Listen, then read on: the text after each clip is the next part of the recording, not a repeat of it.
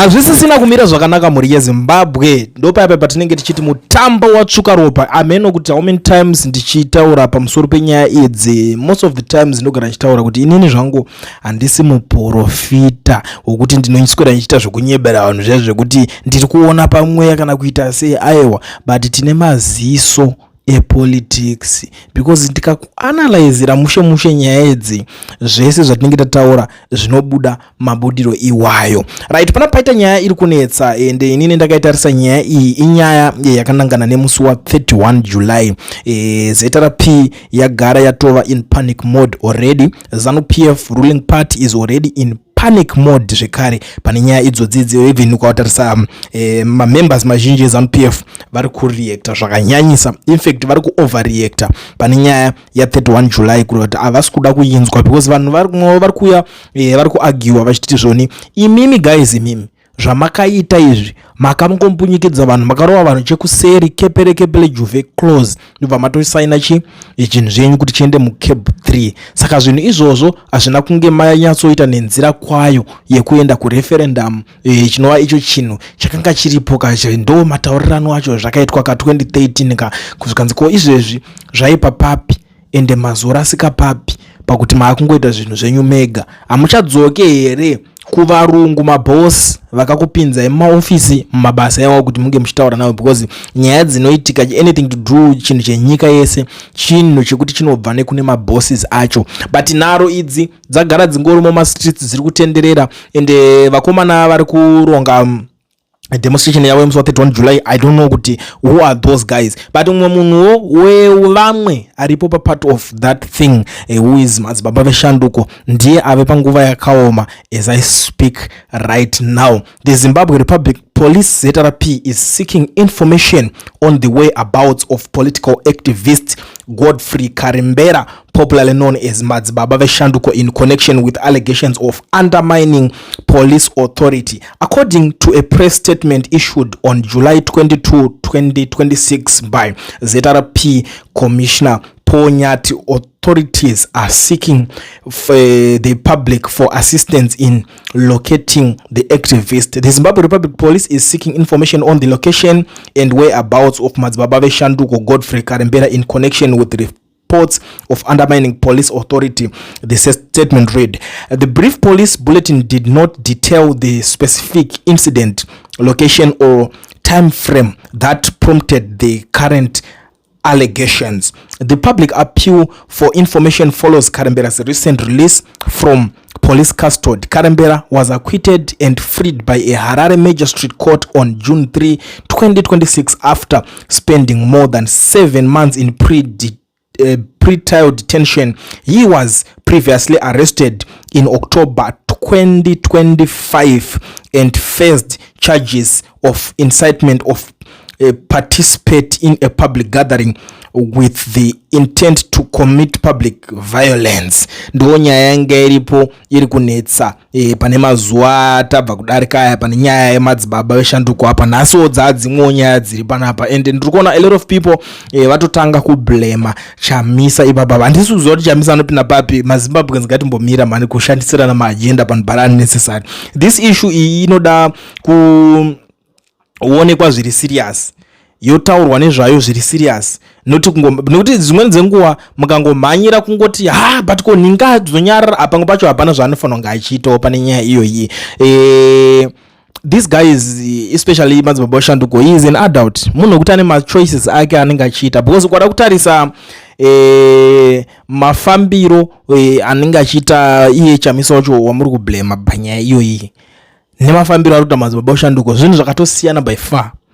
Because Madzibaba Veshanduko munhu wedemo zvekutodaro, munhu anotoda mademo and Chamisa haana kana one day akambodedzera demo. Munhu kuti anotyira nyama yake kuti manje varume vanokwadza. Now some people are saying kuti mapurisa emuZimbabwe munonyanya nekushandiswa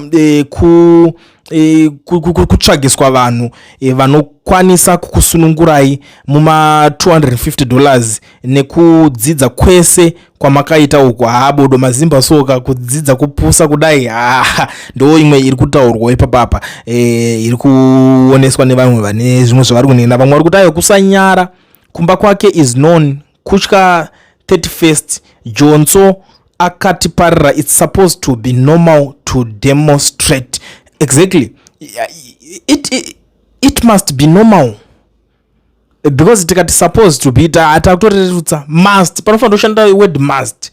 Zvinhu zvinofanira kungoitwawo pajekerere pachenezvi kuti kati vanhu vari kuda kuningina like guys tarisai zviri kuitika even muSouth Africa munomu. Vanhu vari kungoita zvinhu izvi freely vakangonzwa kungoti kana kungoti mulocal uchambongoti chimukula shop chikuti boa chakutengesa zvakaora ichi vanhu votongana vototanga kuti hehehehe kutengesa zvakaora. But in Zimbabwe it's a different topic. If you try akomana zvinhu zvese zvinobva zvatonikonza iwa uda kutobvisa government hazvidi kudaro akomana. Umwe ari kutanza makuda kuti jairira timu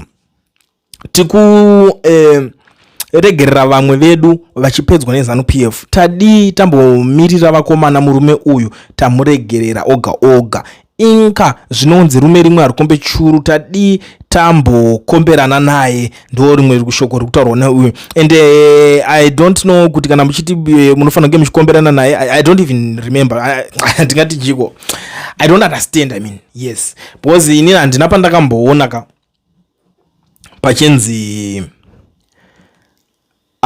izve so azodai so nekuti kumubatsira kwacho kana kuti kukomba kwacho kwamuda kuti aite kana panguva yakadai so handisi kuziva kuti kukomba rudzi unless kana mava kutomukwidzawo ndege ojoina wherever you are. But it's not that good you can't be forced into an exile because ndosaka and that is the reason vachiita zvinhu izvi kutanga vamboreleasa zitsamba irori tiri kumbomuda because of chakati so iye paanozocalculate kuti 7 months even iwewe ukadzicalculate kuti 7 months pfungwa dzako dzinodzokera so kuita straight utanga kuona kuti no this is bullshit. There is no way patingaita zvinhu zvakadai so zvokuti tinoswera tichinomhanyisana nemunhu ubva kuti haiwanda akutorowa mabanda akutorowa mabude vazhinji vari muexile because of nyaya iyoyi.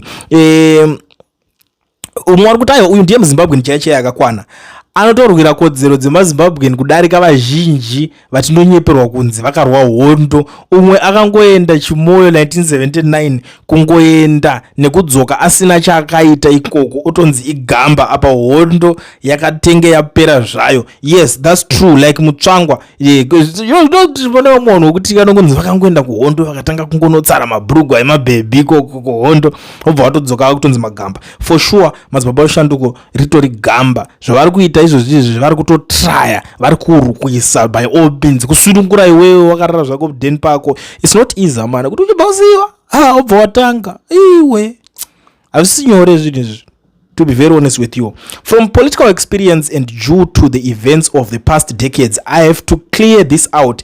Those of you who believe that Madzibaba is rallying for the people, you are wrong to think so. This man was released during the climax of the bill. His release wasn't due to the justice of the law, but a plan which was set in motion by those who upheld him. Think of it, he called for the uprising right after the bill was signed. Now, the ruling party is aware that the bill is not accepted by the public and they have come up with a plan to make it accepted by force. We all know that this system has relied on the fear of people for decades now, and that fear is perpetuated through prisons or 5 public members shot on the spot during the march. There comes Madzibaba. He is going to deliver the already set up game. But you know what?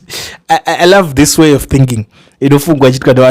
But together ndikudzei asi zvese zvinhu zvinoshanda nekungoexplaina kana kuti zvinhu zvamakadzidza mumabhuku moti iyi strategy inonzi chakati obva waverenga bhuku.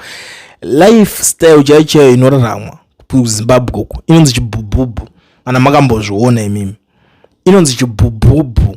Hazvisi zvinhu zviya zvekuti munhu unototi style strategy because vari kuda kuti chakati is not acceptable saka tikadai so chakadai ndo chinenge cha acceptable tobva tazodai so todididi aiwa manje hazvishande mashandiro iwayo kana kuti uyu vari kumushandisa, because you know this guy is trying to say kuti madzibaba anduko ari kushandiswa nesystem, saka rotonzi iye abva aenda kuti aite angonopezvedzera vanhu nodzoka kunodai, but onaka tikada kudaro kana kuti tichidaro tinenge takuda tichirasika, because kana mimi muri kubelieve kuti madzibaba wacho anoshandiswa nesystem like what you guys are trying to say panapa, ngatitarisei kuti what does he have ane chi, because vanhu vanoshandiswa nengiri munonyazovaziva mushe mimi vane zvinhu zvavo.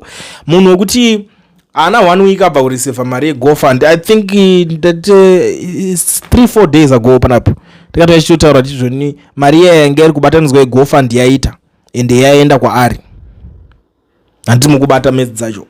Saka hapana pekuti tingati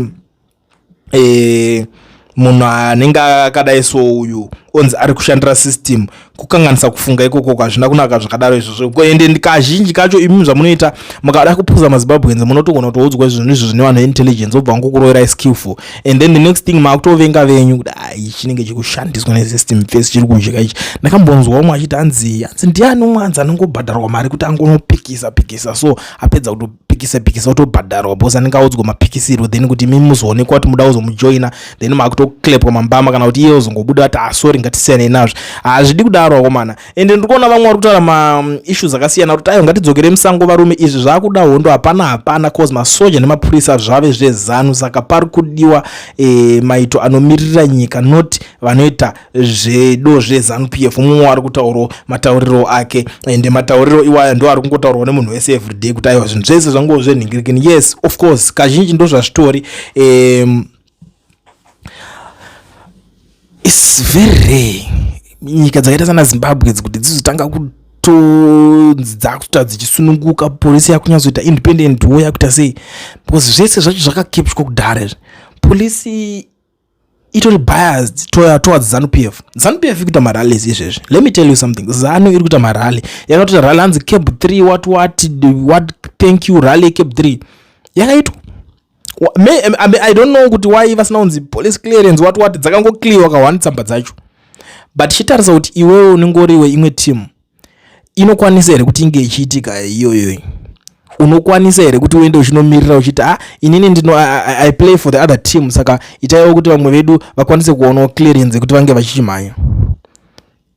Tinotonyazozviziva tese kuti zvinhu zvakadaro hazvimbofe zvakaitika, havambofe vakabvuma kuti paitwe police clearance iyoyo kuti panzi guys toda kuclear kuti pambo veopposition vambomhanyawo vambotaurawo zvido zvavo, hakuna anombobvumidzwa kana ka1. Mese munonyazozviziva imimi, kugara nekugara unonzwa zvichinzi hazviite izvozvo, uda kuenda kupi, because the moment pauchadaroka nyika yese iopposition.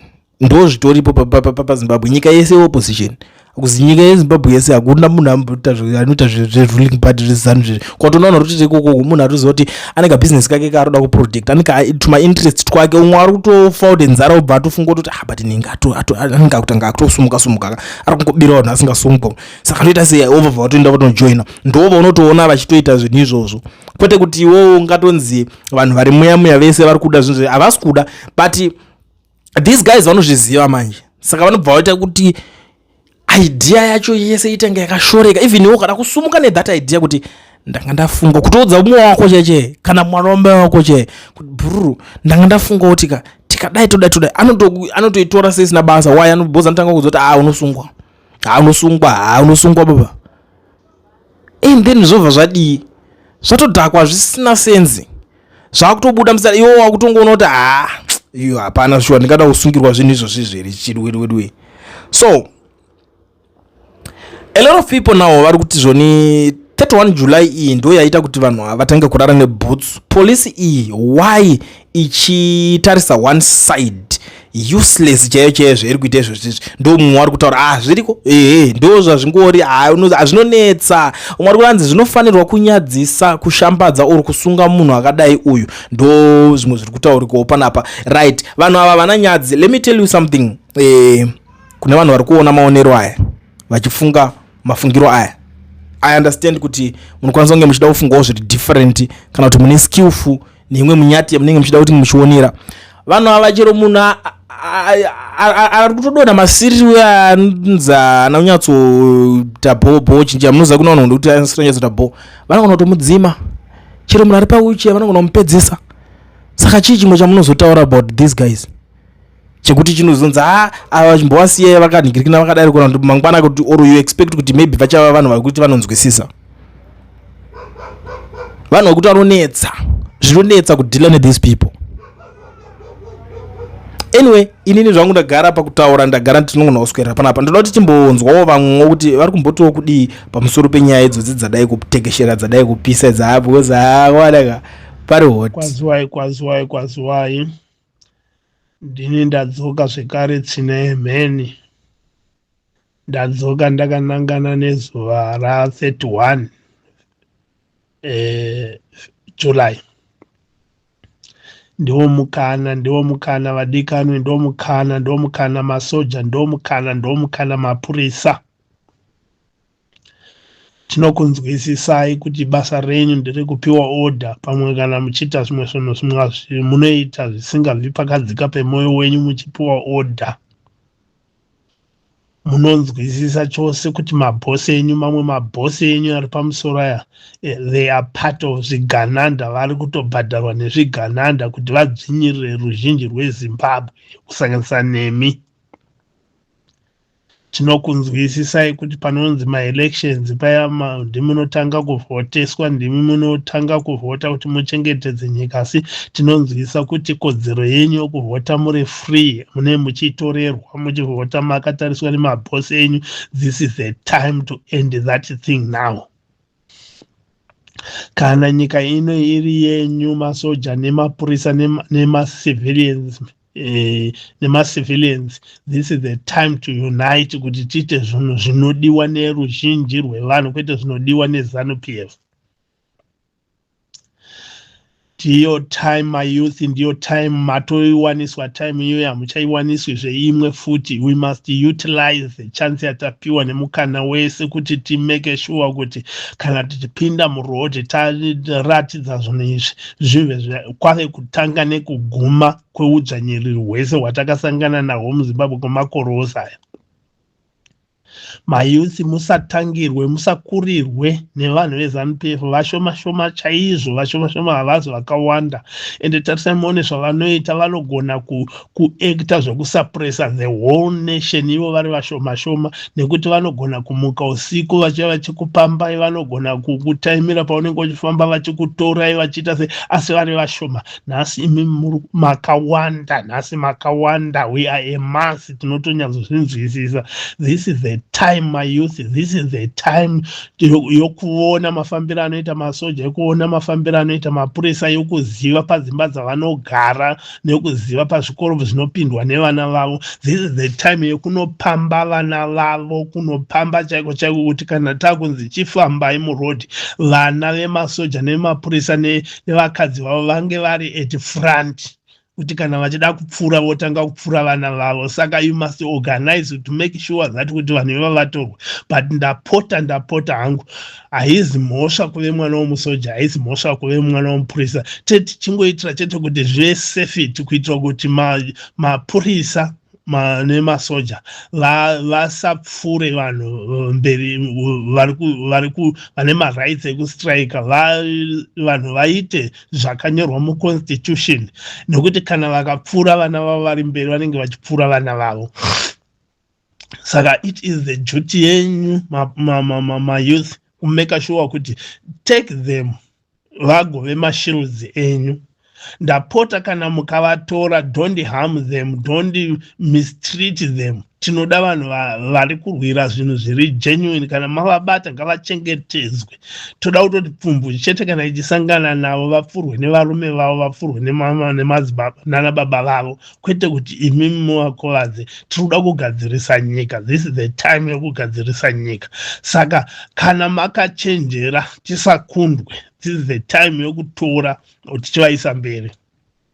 Zvichigona hatisisina nguva yekuti tichamboita zvekunyengererana. Ndapota nekuti organizai muone netime nemo mapurisa kana vana venyu vachinzi vari mberi, nyange kuri kuti vasinganzi vari mberi, kana muri kusaidi revanhu muchirwadziwa, udzai vana venyu vakunyorere mameseji ekuti baba tapambwa, taiswa sei, taiswa mberi, moratidza vakuru venyu, motomeka shuwa kuti ina handingapfuuri kana vana vangu vari mberi uko, ina handingapfuuri kana mukadzi wangu ari mberi, nyange iri order. This is the time to mute your order. Nekuti kana mukaramba muchiteerera zvamunoudzwa nezvigananda mberi, zvigananda haisisiri ZANU-PF, nokuti mukati meZANU-PF mune vamwe vari kutoramba chinhu ichocho, which means haisi ZANU-PF. Dzave mbavha dziri kuronga dzisingachadi kubva pazvigaro, dzave mbavha. Makazvinzwa imi masoja, makazvinzwa imi mapurisa, vanhu vakaita gold mafia vese, hapana kana hwana akabatwa, hapana kana hwana akasungwa, kana any inquiry yakaitwa, hapana. Upfumi hwenyika hwese ihwo. Asi imimi muri kudzvinyirirwa, hamuna mari, muri kudzvinyirirwa, kurambidzwa kuita maunion kuti mutaurewo zviri kukumanikidzai, muri kurambidzwa nezvigananda. Ende munotomanikidzirwa nemutemo kuti muzvichengetedze zvigananda zvacho naizvozvo. Saka this is the time yokusachengetedza zvigananda, yokuita part away navo chamabhosi enyu iwayo, kana achidya tokuti tinozviziva kuti pane ruzhinji rwavo, vamwe vanotori papeiro yanatagwirei, vakapiwa madzimota vachidini, imi muchikwangwara, vana venyu vachikwangwara. Tarisai muone vana veZimbabwe imimi vari kubuda mukati menyika vachienda kunyika dzimwe dzavasingagashirwi, vamwe vachipiswa namatai, vamwe vachirohwa vachifa pachena, vamwe vachipfurwa nepfuti, vamwe nyangwe varimo mukati menyika dziri kunze havana rugare, vakangoona mapurisa ngomhanya chete, vamwe vari kuburisirwa mbatya dzavo vasipo, owanika zvatorwa, zvonzi chinda unoripota kumapurisa, unogona kuripota kumapurisa iwe chinyatsoona kuti hauna madocuments anodiwa. Saka vanhu vari kuabhuswa, vanhu veZimbabwe vari kuabhuswa vasiri mukati menyika dzavo, vachifanirwa kuprotectwa nemi masoja, vachifanirwa kuprotectwa nemi mapurisa. Tarisai muone vana venyika yenyu vamakapikira kuti muchaprotect, zvavari kuitwa kunze kwenyika nokuda kwezvigananda zviri kudya zvichiguta, zvichikuudzai imimi kuti musachengetedze vana veZimbabwe. This is the time. This is the time wakomana. This is the time wasikana. Udzvinyiriri hune paunogumira. Gumisai nhasi. MaCitizens ati no. Imimi chibatanai nemaCitizens muti no. Nyika yedu ichiwana rutongo rwevanhu. Ichiwane vanhu vanoti kana nemo mukaisa zvichemo zvinonzikwa. Kwete kunyeperwa kwamuri kuitwa. Kuti kana iye zvino mave towards 31 vakaona kuti kwashata mombopiwa ma75, vakaona kwadzikama motorerwa, varume vakuru nevakadzi vakuru, vasikana nevakomana vakapinda muarmy nemapurisa, shuwa motendera zvinhu chakadai kuti chirambe chichinda. Aiwa, kana zvichirwadza inini ndisiri musoja inini, what more iwewe, what more mwana wako achinzwa kuti ndozviri kuitwa baba vako, what more mukadzi wako achinzwa kuti ndozvakaitwa baba izvi. This is the time. This is the time mapurisa. This is the time masoja. Aiwa, tinokuzivai kuti munopiwa order, but this is the time to take the order from the citizens, not from the zvigananda. Ndapota, let people exercise their constitutional rights on the streets. Join them so that our country ichivawo imwe yedzimwe nyika dzinonzi dzakasununguka, dzinotonga nemutongo wavanhu, kwete kutongwa nevanhu 5 vachiprotectwa nemi by force, kumanikidzwa kuti protectai vanhu 5 vari kupasa nyika yese. Aiwa, Mwari wokudenga afari nazvo, midzimu haifari nazvo, maCitizens haafari nazvo, vana venyu havana rusununguko, vana baba venyu vari kufa, vasina mishonga, muzvipatara is now a death place because muri kunzi mimi protectai izvozvo, muri kunzi protectai izvozvo. This is the time to say no to all that, no to all those. Please, I beg you, masoja. Tarisai muone zviri kuitika. Masoja akalimbika chaiwo akalimbika ari kusaidhi revanhu nemaovhesi. Tarai muone rufu rwaComrade Geza ngarurwadze imimi nokuti vakafa vaona zvinhu izvi vakazvitaura. Tarirai muone zvavakataura zvese zviri kuzadzikiswa. Murume akafa ari kudivira vanhu. Imimi muri masoja wasaGeza. Rufu rwenyu ndokwaruri kuinda ikoko. Uchiporomota uchisumuka uchiita promotion yekuchisoja iri kureva kuti less life iri kureducwa life because mageneral apera. Mageneral akanaka ari kuinda kusaidhi revanhu apera. Mochiregera here zvakadai zvichiendera mberi imi mageneral, imi masoja? Moregerera here zvichienda mberi kuti vakanaka mberi kwenyu, vatungamiri venyu vakanaka, your leaders vaparadzwe nezvigananda? This is the time to say no. This is the time to join with the citizens. This is the time to join and support the constitution of the country. And you are also vachengetedzi vemitemo. Mutemo wedu wakachorwa masikati machena, zvamakanzwa, zvamakaona. This is the time to correct. Ndapota ndinzwisisei nokuti ndandisingachatauri nekuda kwezvimwe zvinhu zvandakambosangana nazvo, asi pandatofira kuti no, kana rufu chairo ngaruchiuya. This is the time yokuti nditaure. This is the time yokuti ndirwewo navamwe. Ndakasangana ne-lot of zvakaoma zvandakasangana nazvo. Ndambotaura ndichitaura ndiri pano paKuland, asi pane zvakazoitika ndosaka ndambonyarara. But here am I now. Here am I now. Ndiri kutaura kwamuri masoja, mapurisa, mayouth, kuti taraimoni mayouth, wonai panogara mapurisa, wonai panogara masoja, mutore vana ivavo nyange kuri zvikoro vainde maise mberi kwemachi tione kuti vanopfuura here hama dzavo. Tatenda. Ngati make sure kuti musi weuyu, musi wa31 first uyu, nyika yedu isununguke.